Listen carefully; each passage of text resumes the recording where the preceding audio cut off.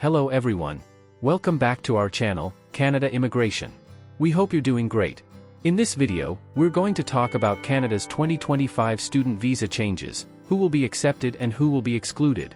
As Canada continues to position itself as a global leader in education, the 2025 changes to the student visa process could reshape who gets the chance to study in this vibrant and diverse country.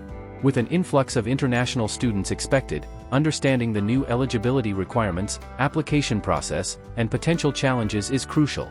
The storm is brewing for international students hoping to study in Canada in 2025, as sweeping changes to the country's student visa system are set to reshape the landscape of higher education for prospective international students. Immigration, Refugees, and Citizenship Canada has introduced a series of reforms aimed at reducing the number of study permits issued while tightening compliance rules. The result? A significantly more competitive environment for students eager to make Canada their study destination. Study permit cap and 10% reduction.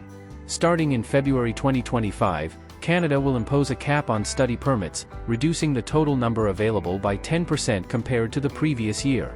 In total, the number of study permits for the 2025 intake will be limited to 437,000, down from 485,000 in 2024. This follows a major 40% reduction in study permits earlier in 2024, with the government tightening entry for international students. The new limits are designed to manage the volume of incoming students and maintain the quality of the education system, but this will undoubtedly make it harder for many to secure a spot. New Provincial Attestation Letter/Territorial Attestation Letter requirement. One of the most significant changes is the introduction of the Provincial Attestation Letter and Territorial Attestation Letter requirement. This new policy mandates that most study permit applicants submit one of these letters from the province or territory where they plan to study. This letter is intended to ensure that the province or territory has the capacity to accommodate the incoming students and is a clear indication that the government is looking to balance educational demands across Canada. While there are a few exemptions, most students will need to secure these letters before submitting their applications. Graduate students, who were previously exempt from this requirement, will now be subject to the same rules as undergraduate students. This video marks a significant shift, especially for students hoping to enroll in graduate programs, where the demand for study permits has traditionally been higher. Impact on graduate students and popular universities. In previous years, graduate students were not subject to the same study permit caps as undergraduate students, but this is no longer the case.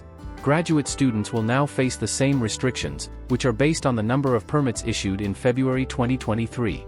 This means that many students who were hoping to pursue master's or PhD programs may face challenges in gaining access to study permits, particularly at popular institutions in Ontario and Quebec. This video will have a disproportionate impact on universities in Ontario and Quebec, which host the largest number of graduate students in Canada. Students applying to these institutions will need to plan ahead and be aware that competition for study permits is going to intensify. Provincial allocations. Who gets the most permits? Not all provinces are created equal when it comes to the allocation of study permits. Ontario, as expected, will receive the largest allocation, with a total of 16,740 study permits. Quebec follows closely behind with 72,977, while British Columbia is allocated 53,589 permits and Alberta will see 32,660 permits issued. Smaller provinces, such as Manitoba, Nova Scotia, Saskatchewan, and New Brunswick, will receive fewer than 10,000 permits each. Given this uneven distribution, students will need to carefully consider which province to apply to. Some provinces will be much harder to get into due to their limited allocation of permits.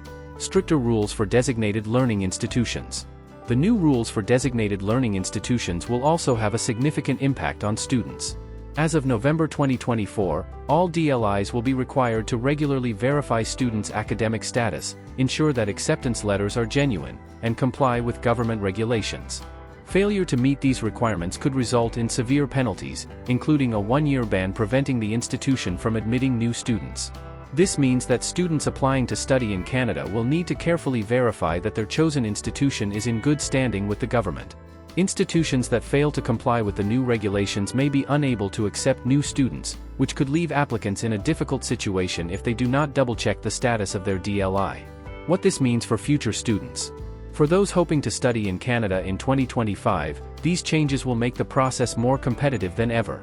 With fewer study permits available, stricter compliance requirements, and a new provincial allocation system, students will need to be more strategic than ever when applying.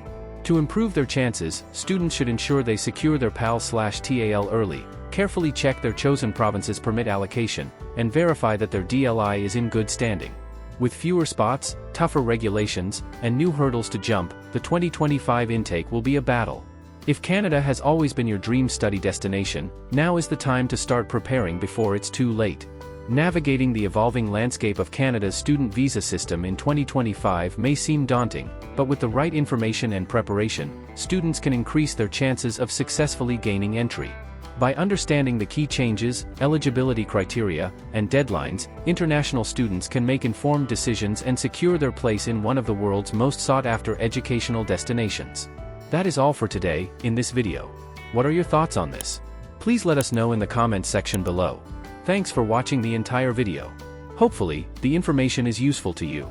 See you later, in the next video. Till then, take care.